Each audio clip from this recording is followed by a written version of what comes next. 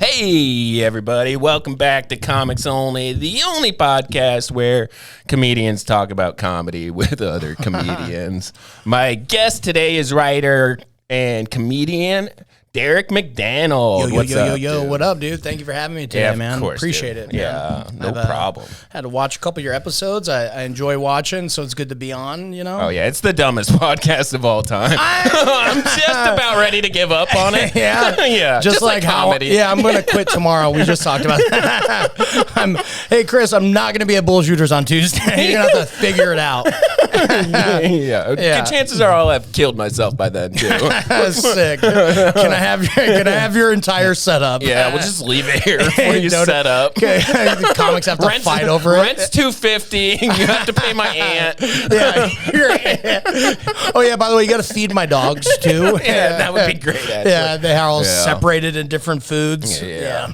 Yeah, I'm just kidding about killing myself, guys. There's like 7 people who have to die before that's an option. So. You know, the first time you said it, I was a little bit taken back, but after the last 50, I'm fine, dude. No, yeah, it definitely desensitizes. Yeah. You're like, oh, he's just kidding. Yeah, Eric's not going to kill himself. There's no way. There's no way. Does he know? Some of the other people we know, I'm worried about. Dude, some of them, yeah, we got to check in. I'm like, I got a message from one friend that you were asking about. I'm like, okay, good. He's fine. He's doing. He's streaming. He's in a better place now. Let's just put it that way. He's a Twitch affiliate. Okay. Oh, man. Yeah, dude. All right. When did you start comedy? I started about a little bit over a year and a half ago at Wayward. Yeah. So you're like just starting to realize how dumb comedy is. It's the worst.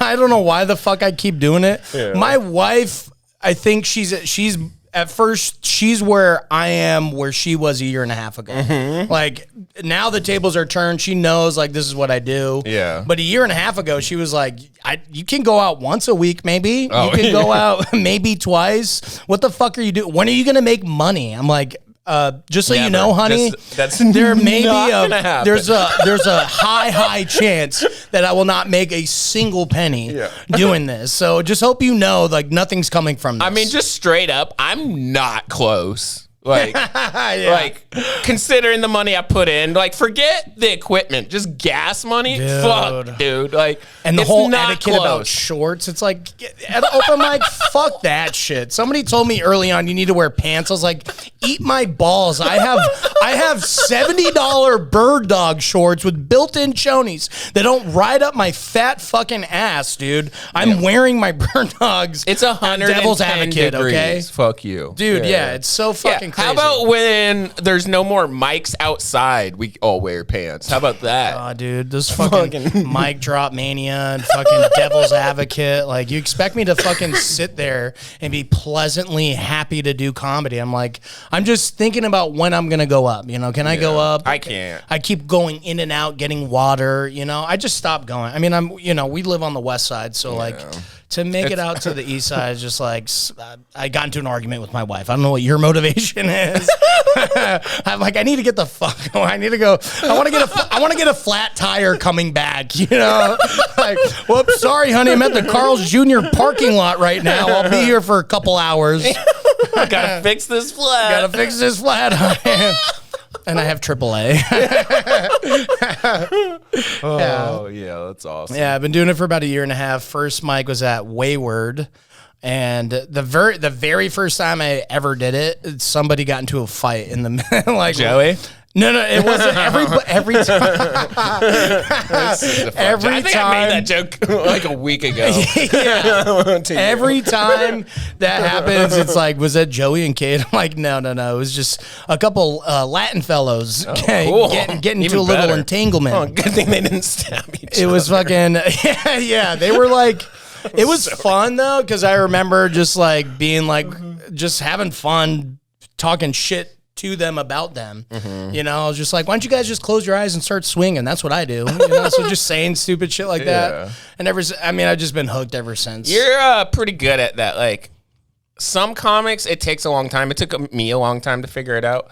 You have to be present and in the moment doing comedy. It's not a recital. You cannot decide what you're going to say and then just go up there and say it. Some people think they can, and that's how they do comedy. And it can work a little bit. Yeah. It can work, but like every now and then a crowd will pick up on it and just like, oh, we're not going to go with you, dog. Totally detached. Every comic will pick up on it and not go with you. Yeah. I mean, if you're at Wayward and it's like I don't know if you've ever been there where it's like they have like every first Friday or first time of the month, something around there that they have a bike like route where people ride bikes. Oh, yeah. I remember one day somebody, watching another comic, he was going up doing his thing, and there was like hundreds of bikes behind him.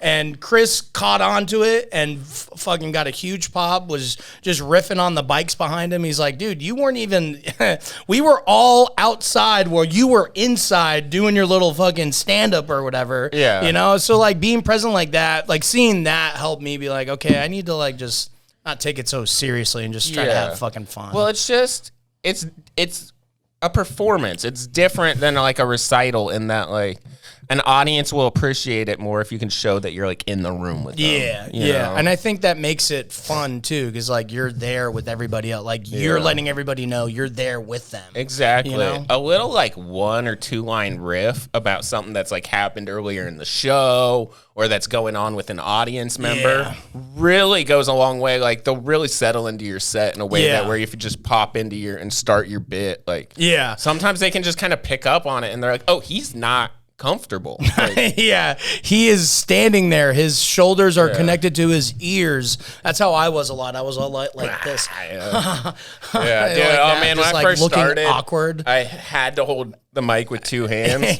Because I didn't know what to do with my offhand. And then when I took it off the mic, I put it on my belly and I had to learn how to let it hang. And even to this day, it fucking shakes like ridiculously. I try to figure out different ways. Like sometimes I'll leave the mic in the mic stand. Me too. But I at love the same doing time, that. like I have no idea what I'm doing. But like, I try to like, at some point I had this realization with stand up, like you were just saying, leave the mic in the mic stand. I love doing that sometimes. It's fun. I like to do it too.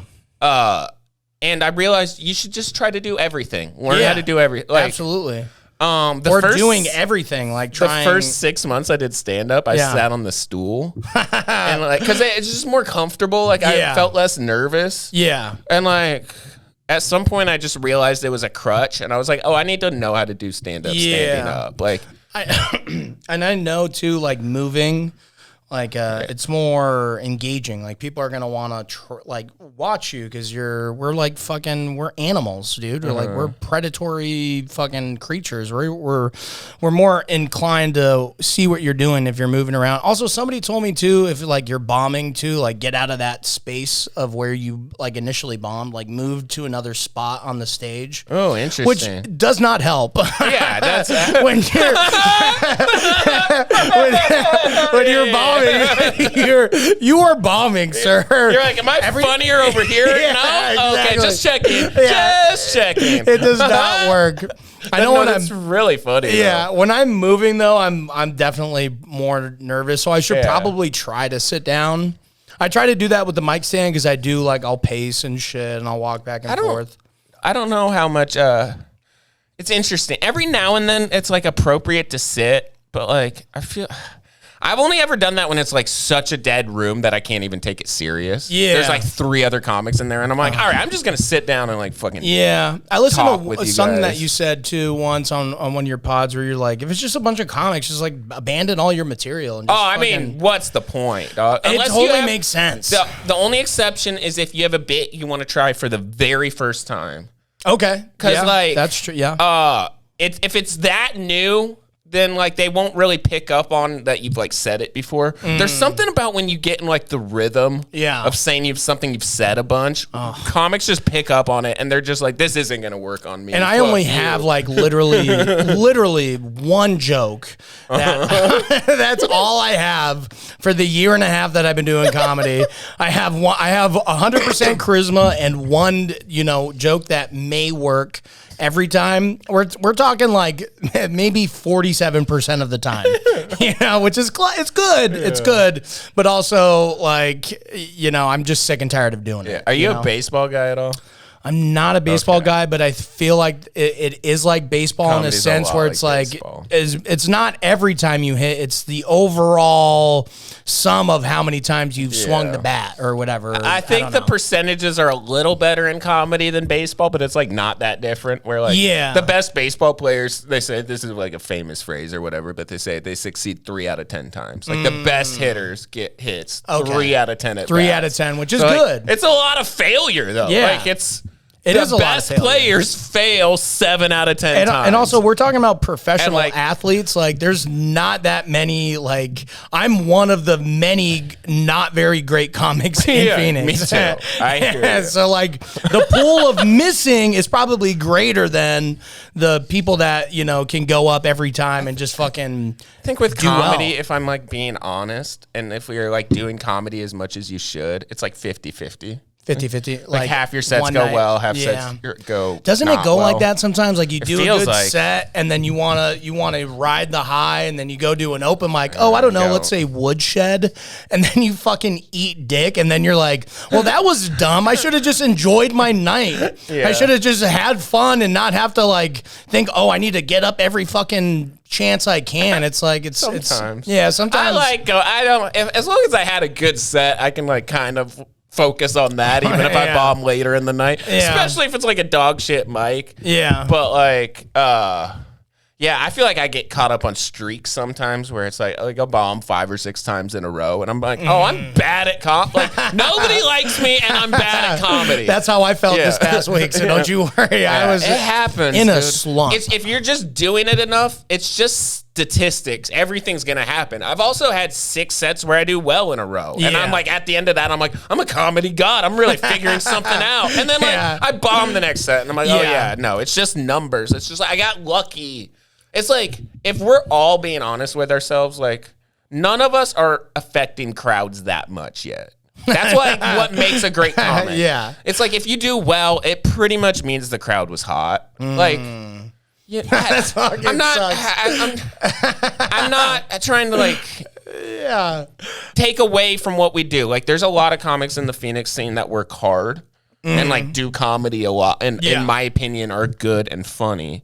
But like, that's also what separates like a good comic from a great comic is that they can like make a crowd that's not laughing at other people laugh at them. Like that's what feels like the best nights to me is like the rare occasion when I'm on a show and they laugh at me and like another comic and nobody else. You're just like, oh, that feels way better is a than good like feeling, doing yeah. well on a show where everybody does well. Yeah. Like I've had shows where like comics I really think are awful crush, and I'm like, your guys' opinion means nothing. I've seen it at Stir Crazy. When I did it, I've only done it once, which you know, I want to do it again, but also I want some new shit I want to try that is actually somewhat decent enough to go and try it there. So, but I've seen people, you know, go to Bullshooters, right? They're newer comic, and I'm a new comic, but like I'm talking newer than me. Sure. You know, come and they're just like defeated by how defeating Bullshooters can be,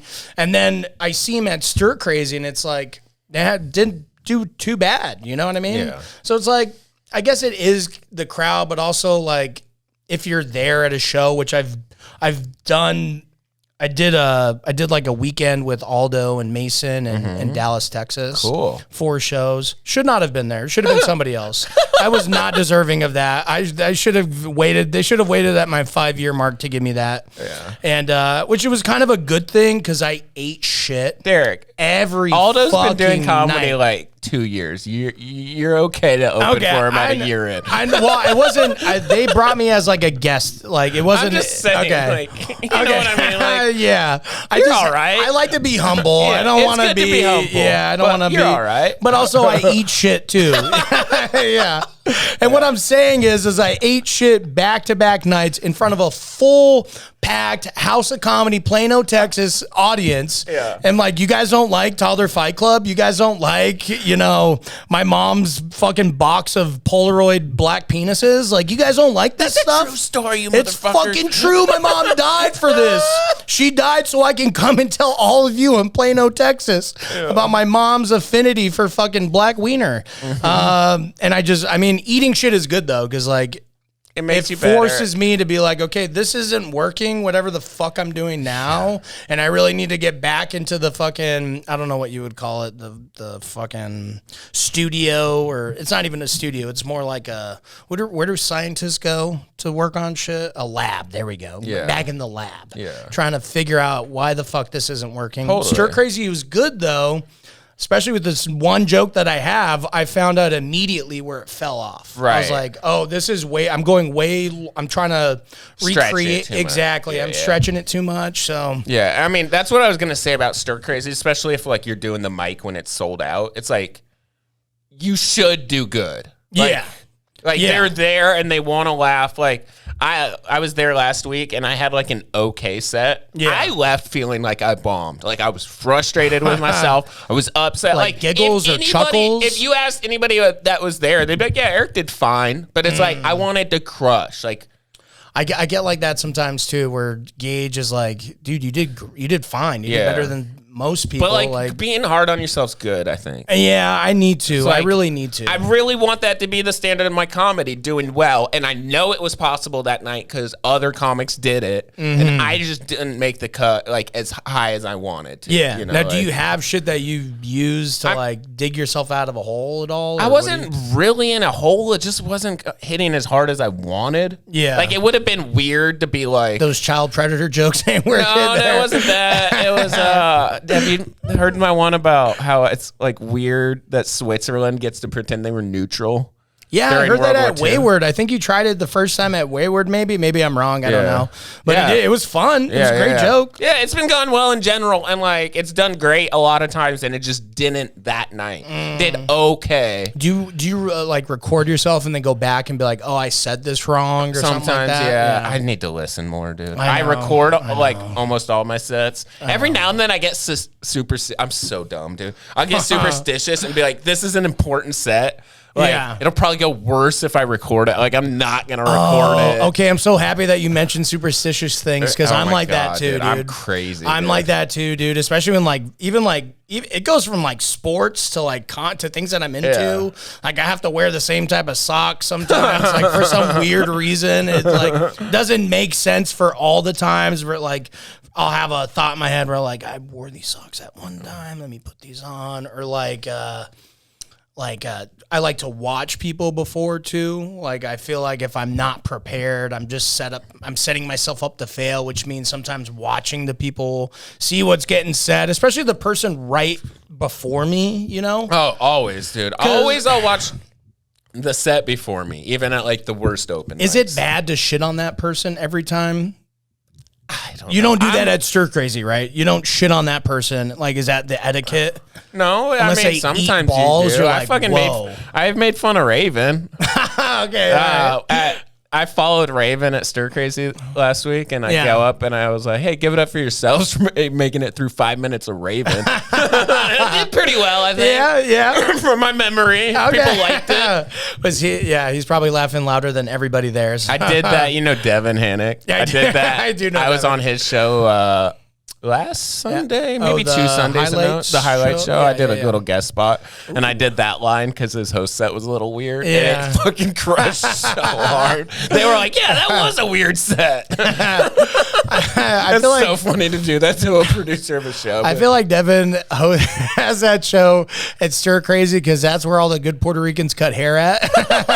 You see him; he has the like straight up a Puerto Rican fade. I mean, he's going to South Beach basically. That's sick. Yeah, skin fade. Skin taper. I'm like, oh, you go to the same person I go to. Okay, I get my hair cut by Mexicans. Oh, they do a great job. I go to Master Fades, dude. Yeah, but I tell them specifically, no skin taper. No skin taper. Do not shave me down to the skin at my ear, please. Or when they like trim your eyebrows out of nowhere, like, yo, I have literally okay eyebrows. Like, you don't need to thin them down. Like, I don't really want them fuck to be with thin. like the hot towel treatment they'll give you though. They like wrap your head edge all you up. Yeah. And some fucking even like I feel like Russian barbers do that where they come back and like massage you and shit. Yeah. You're like, this is weird, but this is manly. So like I can't. This guy's definitely not gay, so we're good. Yeah, he's for sure not gay. And if you make it gay, then you're gay somehow. You know what I mean? He's like, are you a gay? Just sit down and let me touch you. Yeah. yeah. Let me rub my hands all over your face with all the myriad of people's hairs all over my fingers. I'll tell you what, though, it's way better than the haircuts I was getting in Oregon. Fucking white people are boring. They dude. put a bowl on your head. They're like, hey, look, that or we shave it all the way down. What do you want? Yeah. What you want, brother? yeah. He's all, I could do a Nike symbol and a swastika. What you want, dude? Dude, my friend from Oregon was headlining that show. Yeah. That Devin put on, the highlights show.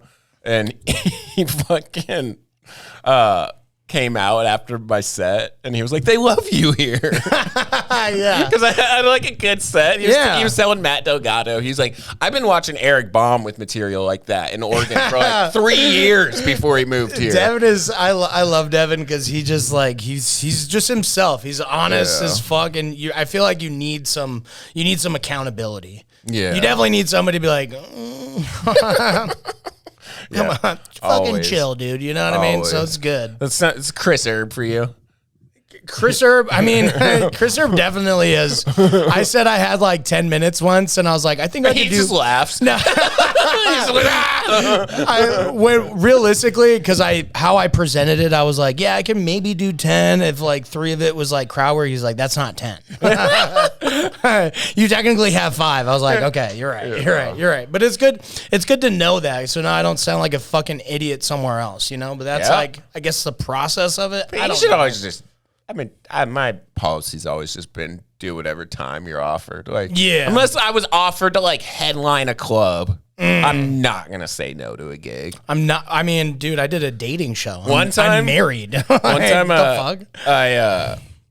There's this comic from Eureka, California, and I don't know how to explain this story quickly, but we'll try. I went down to California to get him and brought him up to Oregon for some shows, and then I took him back to California on a Monday.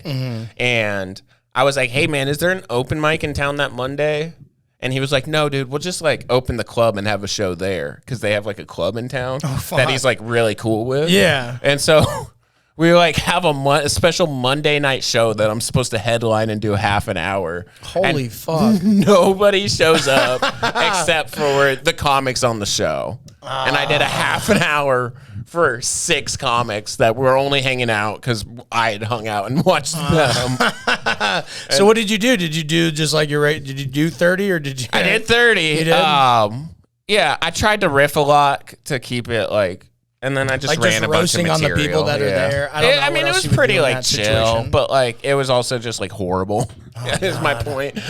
I get it though. Which is like, I guess what I'm trying to say is like, I know I shouldn't be headlining. Like, So I would turn that down. But anything else I got offered, I'd be like, yeah, sure, I'll do 20. Like, even if like I don't normally, I know I have 20 minutes of like material. When I did the House of Comedy in Dallas, some dude who was there who's from, you know, Dallas area, he's like, oh, dude, keep coming out.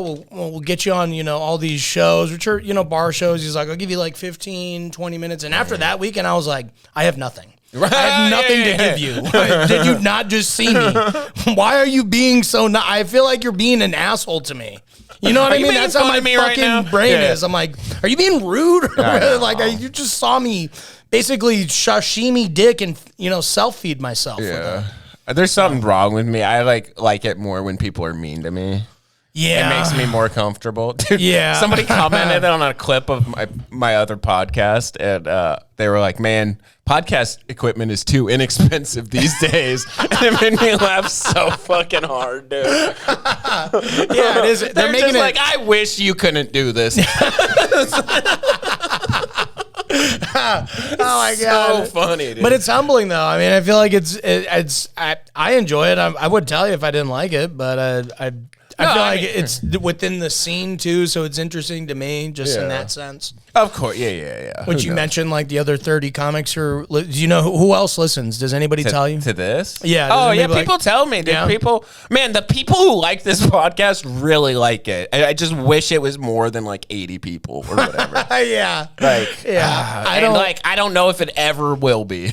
I mean, I think it will. I think it will, dude. Especially that politicking one. That one was fun. I mean, are you guys like in a groove now? We are. We're cranking them out. Yeah. We're putting clips. Who knows? Like, it feels like such a void though that you're just like screaming into. Yeah. I mean, and that's literally. I feel like that's kind of what even comedy is. You're just throwing shit out there, seeing what sticks, and if something kind of sticks, you're gonna stick with it until it fucking fails. That's exactly what I'm doing. And when I was kind of joking about giving up on this podcast, but at the same time, it's like, I have the equipment. Why not just try something different? You know, like, what else could you be doing on a Sunday? People seem to really like Come Town. Maybe I'll just try to do that. Yeah, Come Down, dude. Come Down was great, dude. It's so good.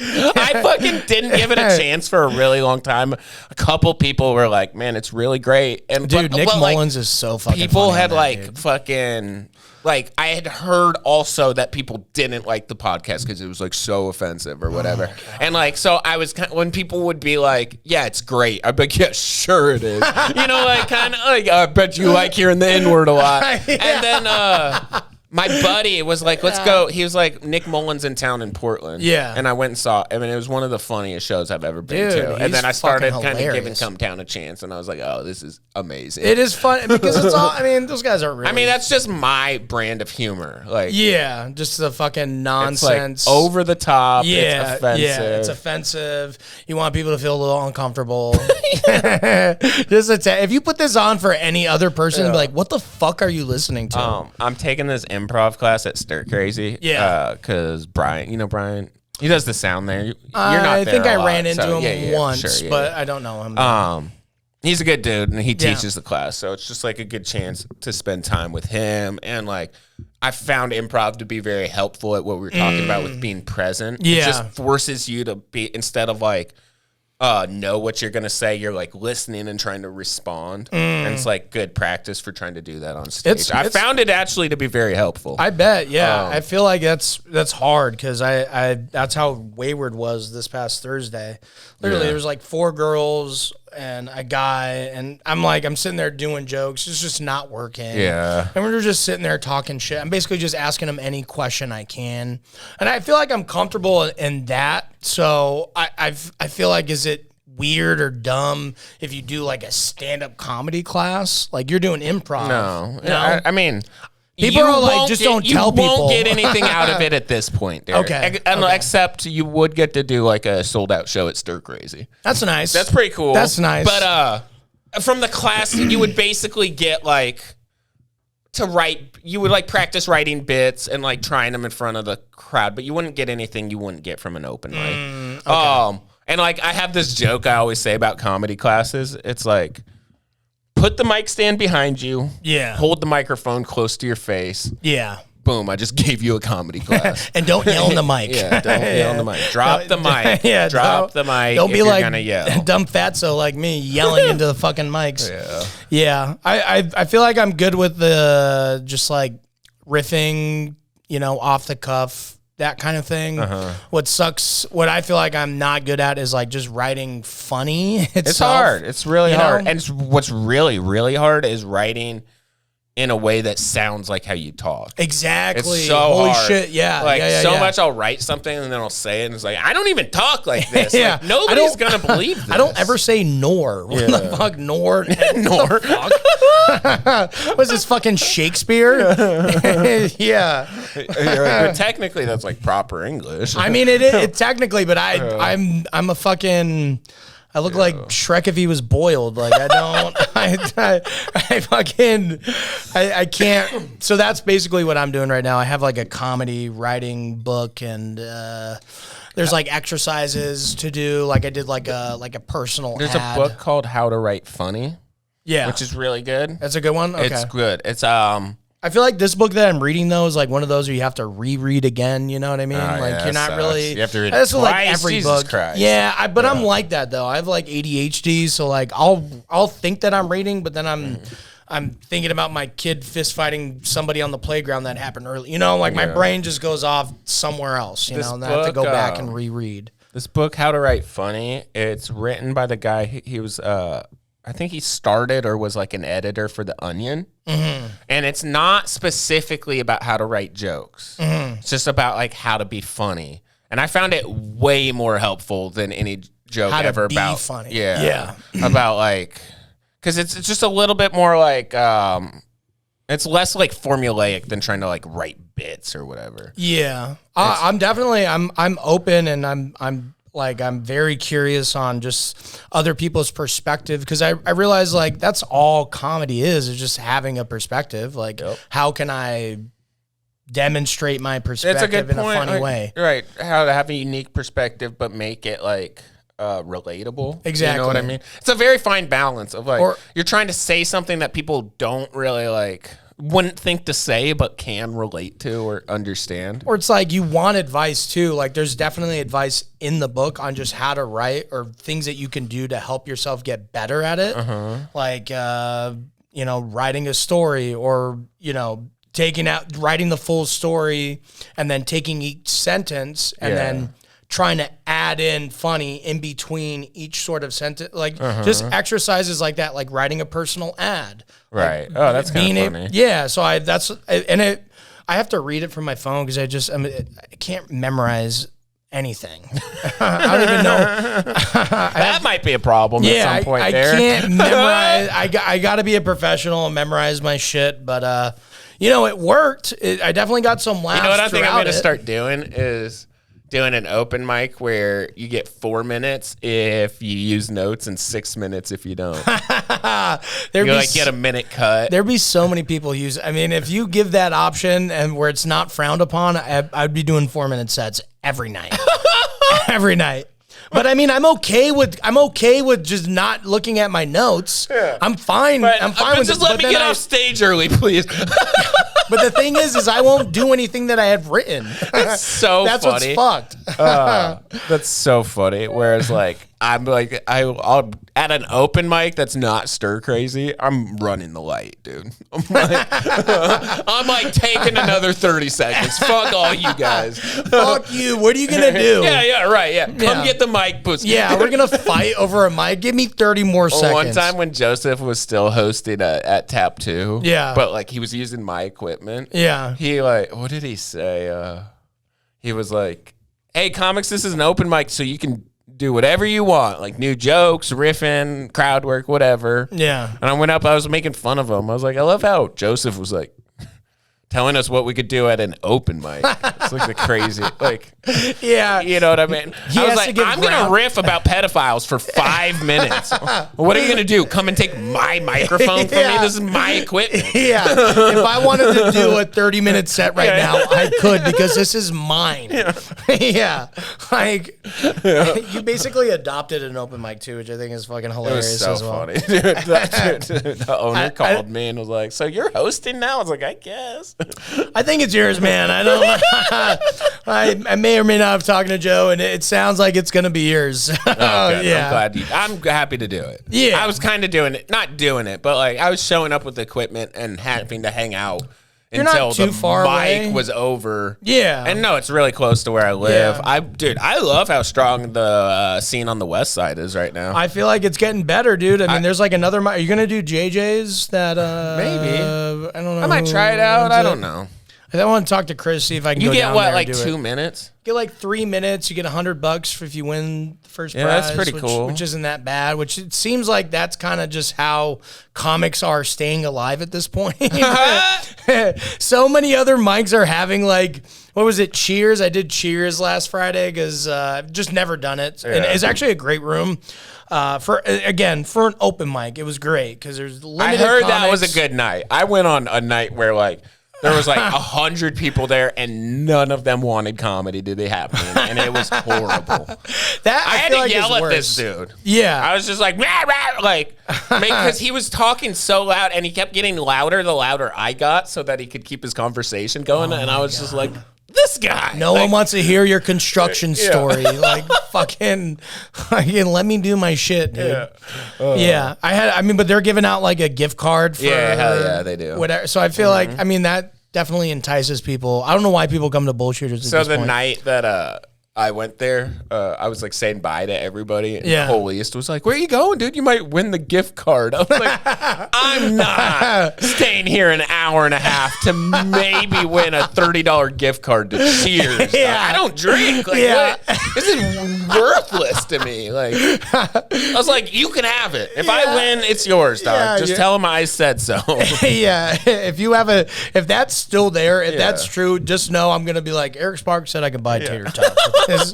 With this fucking no chance. Is Cheers cryptocurrency. The idea basically was so funny to me that I'm gonna hang out here for like an hour and a half more. I honestly, it was like the week before a payday, so I was like kind of waiting out to see if I could. I was like, I'm gonna smash a bunch of tater tots tonight if I win. I don't know. See that, and that's where you need to be humble because I did not win, and I left. I left in the negative. Could have left early. Could have left early. That's what I should do. I always just assume I'm gonna lose, dude. Even when I've been in, I was in the Stir Crazy competition last year, and I had one of the best sets of my life, and I didn't advance. I was like, I'm just not gonna worry about shit like this anymore. What is that? And dude, Cole Edens, dude, he'll tell you, dude. He had kind of a tough set, and he advanced. He said something afterwards. He was like, "You did better than me. How did this happen?" I feel like that's like a common theme. I don't know who was talking about. Somebody else had mentioned. I'm trying to think who. I think it was maybe Reese or somebody else. I don't know. They said that he said he did good, but he didn't move forward. And I mean, I know Reese is funny. I don't know if it's him, but I feel like, is there like a favoritism thing? I don't know how anything works. Whose dick do I got to suck, Eric? I don't know anything. Who's coming on my back next week? There was judges. I don't know, dude. I wish every comedy competition was just like, they had like a laugh sensor or whatever, and whoever got the most laughter won. But that's just not how it works, dude. There's judges that vote. Like, sometimes the audience votes and gets a say, and so people are bringing their friends and they're voting for them no matter how well they do. Hack it out so it doesn't really matter. And unless you know how things get selected, there's not really any point worrying too much about it. But that's my point in general. It's just I'm done worrying about whether I advance. I just try and do my best. It's literally a spot. Yeah. It's which is cool. Yeah. Which is fun. That's how you should view it more than I really hope because even if you do really well, you might not. So why worry? Just try to be funny. Yeah, just have fun. Every now and then I get so every couple months I get so caught up in worrying about comedy where I'm like, oh, I'm not getting the spots I want. I wish the podcast was going better. And it's just just enjoy it. Yeah. Dude. How cool that this fucking shit is cheap enough that I can afford it and I get to produce my own podcast. Yeah. Even if it's horrible and nobody likes it, it's more fun than not doing it. Yeah. I would just be at home hating myself. If I was waiting just for the Seahawks to come on. Yeah, right. Basically, dude. And how many hours? I already watched fucking 7 hours of sports on my days off, dude. How many hours of sports can you watch? It is. That's how Gage told. He was like, dude, it's just a spot. That's all that it is. I'm just so happy I have something to do that I care about. It's fun. You have to try and be funny. Yeah. I definitely love trying to make people laugh and then trying to figure out what I can do to make others laugh. Yeah. And every now and then I forget really that. Look at it. Yeah. It's good to be hanging out with the homies and friends. That's easy. Yeah. But then getting in front of a fucking half empty bar where nobody's there to listen to you and you get a few chuckles, it's okay, we're getting onto something. But it's fun. I'm a year and a half in. Mm-hmm. It drives me nuts when people are trying to do extra things when really I feel like all I should be doing is just having fun. Just doing mics, taking the spots you're offered. Exactly. Maybe, dude, there's such a culture here where you have to hit up bookers. Like, you're not gonna get booked if you don't. Like, oh fuck, dude. you know what I mean? Though? Yeah, I like, hate it's a that. thing, but there's so many comics here. There's probably like 300 people that regularly do comedy in the Valley. For sure. And it's it's crazy how many people come and go. Oh, yeah. So many people have come and gone. And then also the scene really prioritizes booking like new comics because like that's always who has like family and friends coming that out are going to come out. They've like learned. They know now that like a comic 5 years in, their family's done going to see them do comedy. It's like maybe occasionally they'll get a big show. It's like maybe my family would show up if I got booked at like the Tempe Improv or whatever. I had to beg my brother to come. They're like, out oh, cool, you're at Stir Crazy again. Like, I'll make it if I can. If I can, like fuck, you'll be there next. Fucking literally, right? Dude, I had to apologize to Mike Dapper because. I told him I could get 3 people out, and then they bailed on me. And I was just like, look, dude, they told me they were going to come. I mean, what can you do, though? I didn't, like, hit them up for, like... You have to, like, carpool with everybody and force them to come? Right. Like, what can you do? Yeah, exactly. I mean, my brother stopped coming. Exactly what it was. I'm sure they just, like, they got to be that night, and it was 105 degrees, and it was a 40-minute drive, and they were just like... Fuck that. Am I really going to go... do all this to watch Eric do 7 minutes? I bought a ready-made dish from Sprouts. I'm ready to go home and eat, dude. I don't know. My family knows that, like, now I feel like everybody knows for the most part, and they're begging me to come out, so I'm waiting. And that's smart. It's gonna be another like 5 or 6 years. Yeah, dude. Like my aunt keeps asking me. She's like, "When can I come see you?" I tell them, "When can all I come the see you time. at It's like, Bullshooters?" I'm like, "Oh no. I will request you to leave if you show up at Bullshooters.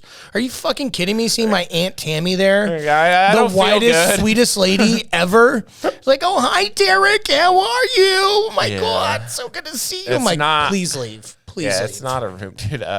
Sandra Risser, do you know her?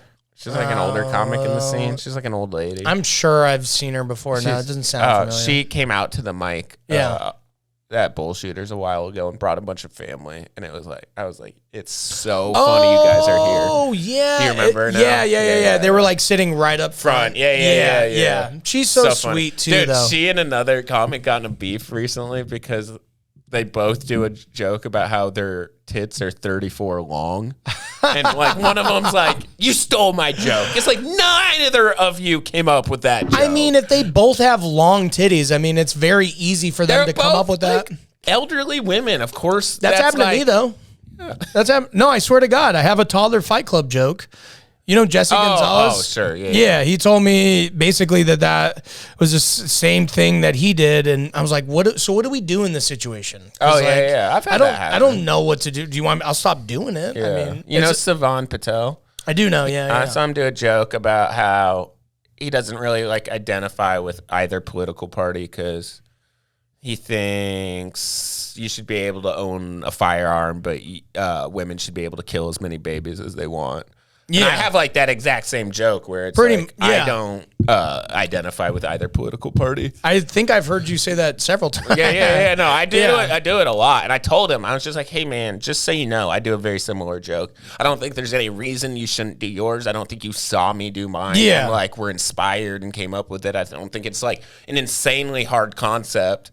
No, not at all. And then I go, but I'm not gonna stop doing my job. Just putting that, like, you can do whatever you want. Yeah. And he was like, I think I might drop it. I was like, you really don't have to, but like, I'm not stopping. I mean, I told Jesse that too. I was like, do you want me to stop it? And then he did. I'd never seen him do it, and then he did it, and it's like somewhat the same, but also very different. I think it has to be and so I'm not close gonna stop for doing people it. to worry about it. I don't, That's like, part of my 5. Like, are you fucking like? Give me something. Give me something, God, please, for the love of God. How much do you want for it, Jesse? Yeah. I don't think you need to worry about it. No. I mean, and if anything, it just gives me more motivation to like write, which is what I'm. And if trying anybody to work asks, on. just tell them you find Jesse Gonzalez to be a very inspiring comic. Oh yeah. I mean, like, he's an influence of mine. He's my Beethoven. Do you ever think about comedy in more like abstract terms like that? Like recently, I've started realizing I guess realizing is the right word. Like who my more immediate influences are, like I guess like people I developed with in Oregon that I didn't realize it at the time, but because they were like the comics that were the best that had been doing comedy there the longest. I was like, oh, this is kind of how you do comedy. And then there's people like that here, even like Jorge is one of those people here where you're like, oh, this person's doing it right. You can tell that somebody's done it longer. Yeah. It's very like you can distinct who's been doing it. It's many things. It's like their confidence, comfort, just making it seem like conversational, which is something that, you know, I hope to maybe get to one day, but it's also just a lot of stage time. Yeah, it's so much stage time. I don't feel. I mean, there's definitely people out there that have inspired me, but I mean, I feel like I've always tried in any situation, whether it's work with friends, just being funny, saying funny things.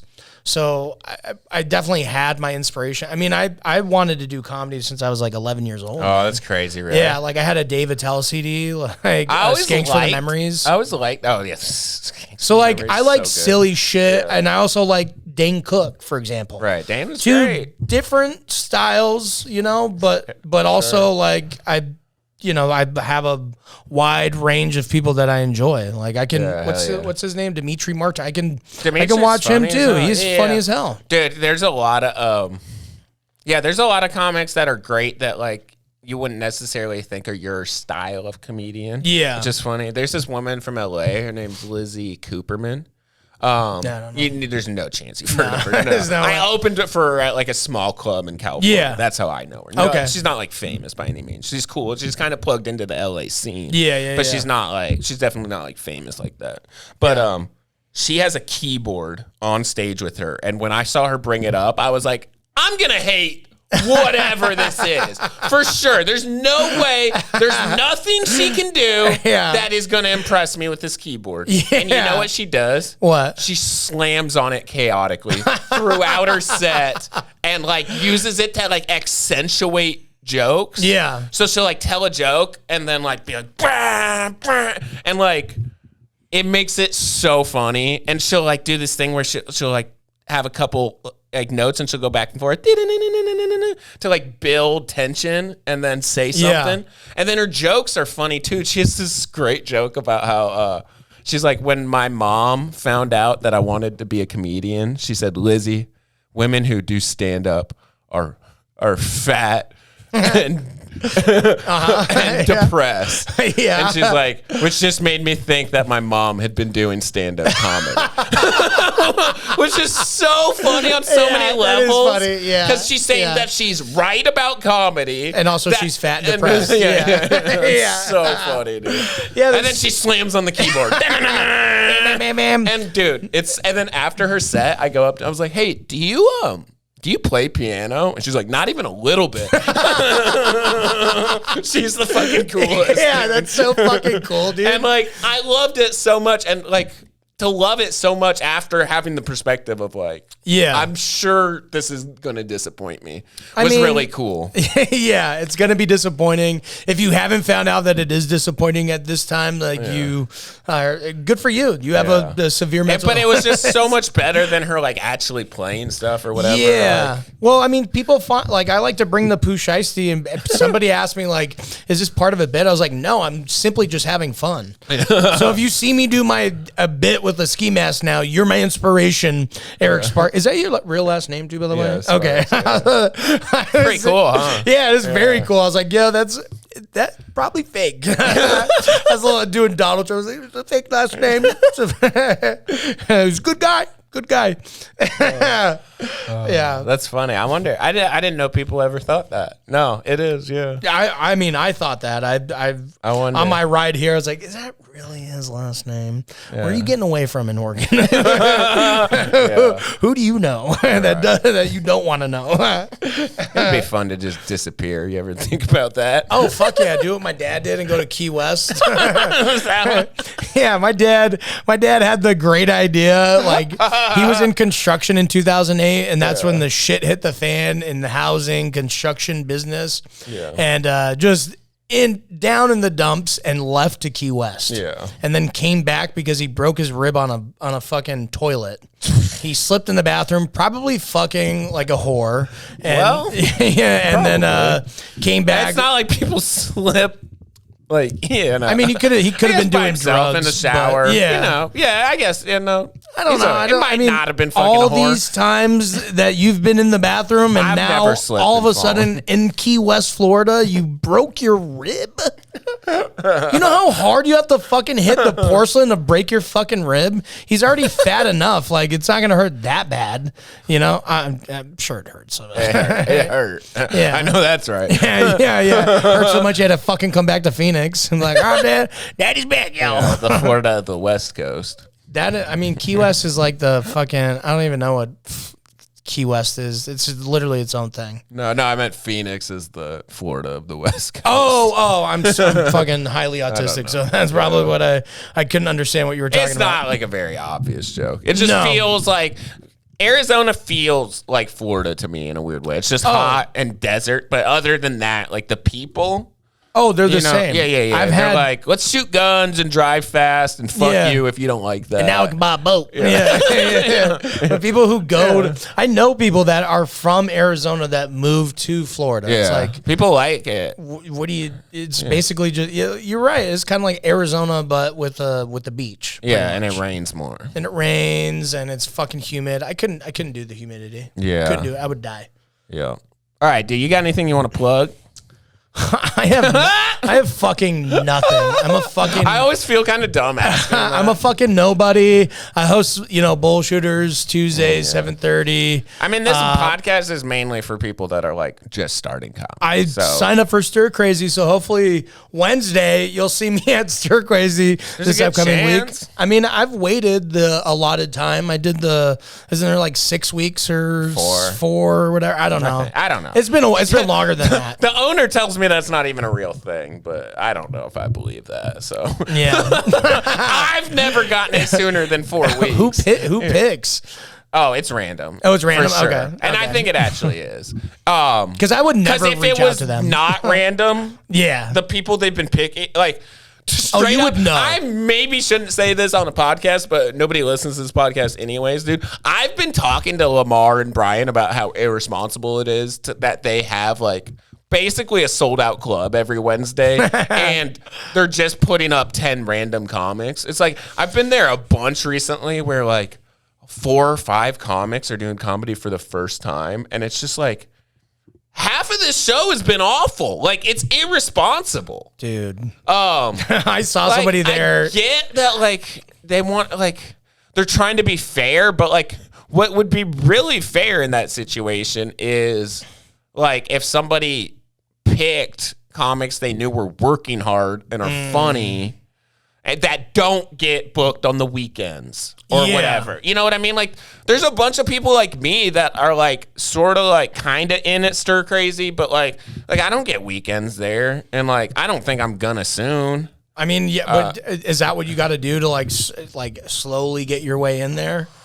Basically, I don't know what the strategy is. Basically, working at the club is just like if the owner likes you and thinks you're like a good fit for the weekend. Like, there's not like some trick way. Or there's not like, you can't like, he doesn't watch the open mic. So you can't go and just crush at the open mic. Like I go to the open mic a lot. So like I've had a lot of great sets. Doing the contest is a good way to get in front of him.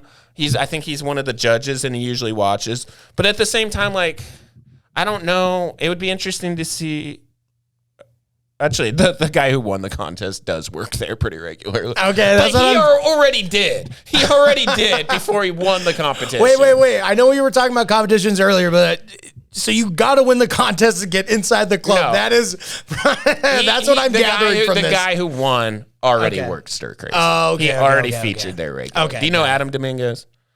He's not even a Phoenix comic. He's from LA and came down to win or from Las Vegas and came down to win the contest. I'm sure he's genuinely funny. He's very funny. He's been doing comedy like 13 or 14. He's another one of those people that you're just like, oh, this person. You can like, tell, been around. He has a special on OnlyFans and shit. Does he? Yeah, he's funny as hell. His merch, he buys blank trucker hats and draws like 101. Like, oh, that's fucking dope. It's kind of cool. Like, I can kind of draw. And like, one of the options is you come up and give him $20 and like he'll ask you questions and draw you something about you Oh, or whatever. shit. Like, you know, like he'll That's do a hang great out idea. after the show. Yeah, it's kind of Yeah. cool. It's a unique thing where like I mean, I would definitely pay $20 for somebody to like, draw a fucking boiled Shrek on top of a fucking trucker's hat. You know, Exactly. He will take one look at me like, "No, I got this. I got it. Yeah, I know what you want. I can draw a pig. I can draw a piggy with the mullet. Okay, I know what you want, motherfucker." Yeah, that's awesome. no. Hopefully one. That's. I know you talk about goals and shit. That's one goal I want to do is do a competition for some sort of comedy and feel like I did okay. Did you sign up for the Stir Crazy one? No, fucking Michael Densmore has my fantastic set that I had at House of Comedy. So I that's the only tape that I have, and I've been begging him every time for the last 7 weeks for him to send that to me, Jesus. so I can submit it. I think I have until like the 7th or 9th to submit it or something like that. I think it's over, dude. I'm fucked. Well, It it's is all the good. 7th. Honestly, it does. It literally does not matter because either way, I'm still gonna be out having fun doing comedy. So I don't give a That's all shit. that matters. Dude, this was fun, dude. Was it fun? Hell yeah, I hope so, fucking dude. like talking to you. Hell yeah, It makes a thank you, man. difference. There's there's people who are like, man, this is dragging on. Jeff. No.